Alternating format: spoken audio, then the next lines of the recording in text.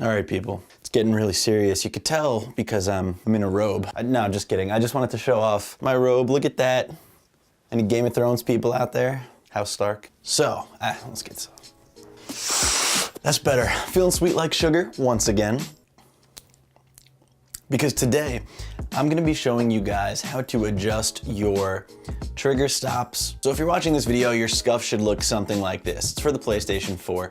It doesn't have to be the same colors, obviously, but you guys know what I mean. It's the Scuf Infinity 4 PS Pro, and it's gonna come with a little tiny bag inside the box that looks like this. It's gonna have longer triggers on there, as well as a little tiny tool that looks like the Scuf logo with a small little Allen key attached to it. So we're gonna take that out of the bag. You can leave the triggers in there. What you're gonna do is you're gonna grab this little key right here, this little tool. I think you guys could pretty much, there you go, look at this little guy. All right, so you're gonna make sure you have that, put it to the side for now, but make sure you know where it is, don't lose it. And you're gonna take your controller and we're gonna be popping off the triggers. So you just kind of be a little bit gentle and like, don't try to force anything too much, but really you just pull them off. Don't break it. I'm not responsible for you guys breaking it, but basically like you wanna, God, please don't break it, guys.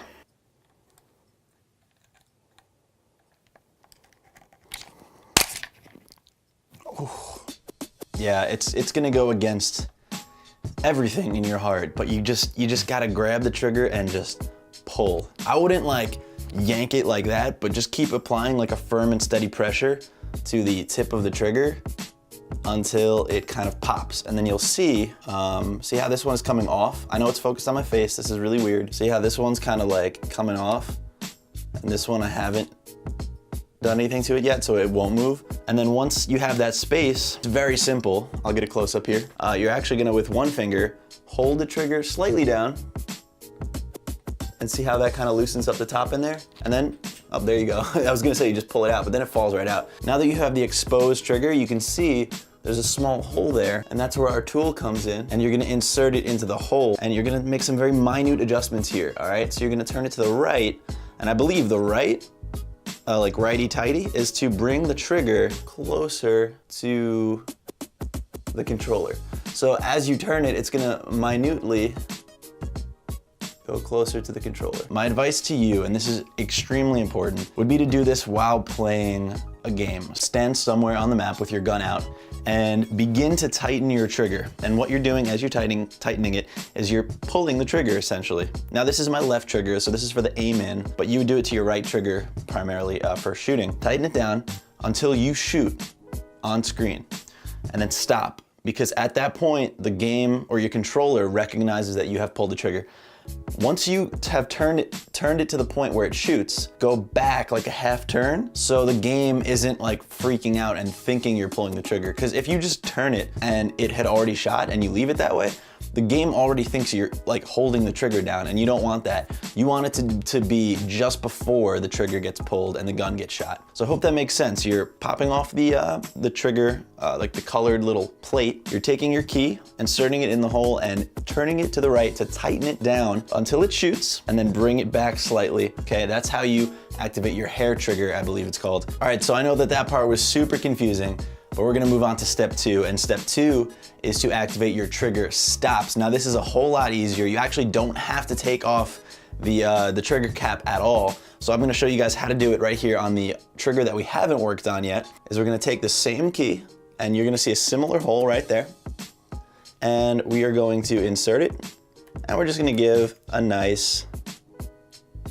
turn. Okay, so you can see that there's a little plate right here sticking out, and we've turned it so that it's on the bottom. So now let me just show you guys what that looks like. We pull and it stops itself right there.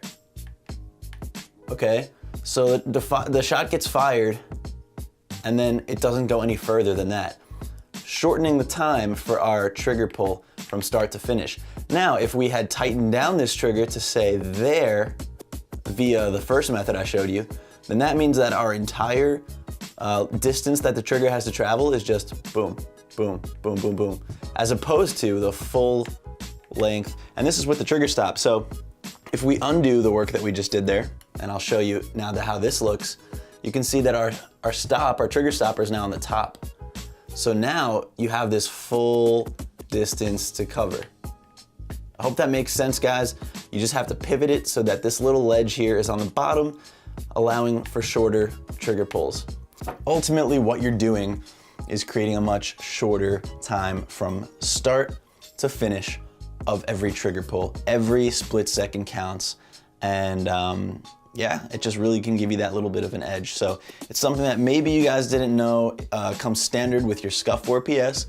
A lot of people are a little bit apprehensive about doing it to their controller because they don't know if it's gonna be glitchy or buggy, or they don't know if they're doing it properly. So I hope that this video made it clear. I just wanna say that if you guys enjoyed my last video where I talked about the Blue Yeti USB microphone, I am going to be giving away a Blue Microphones wristband. Check it out, there she is. It's kind of a cool little thing. It's got the Blue logo right there. So I'm gonna be giving it out to somebody in the comments below. All you gotta do to get the Blue microphone wristband is leave a comment down below. I'll be picking somebody randomly and we'll get that right over to you.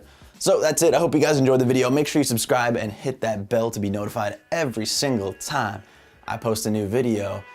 And I'll see you guys all in the next video.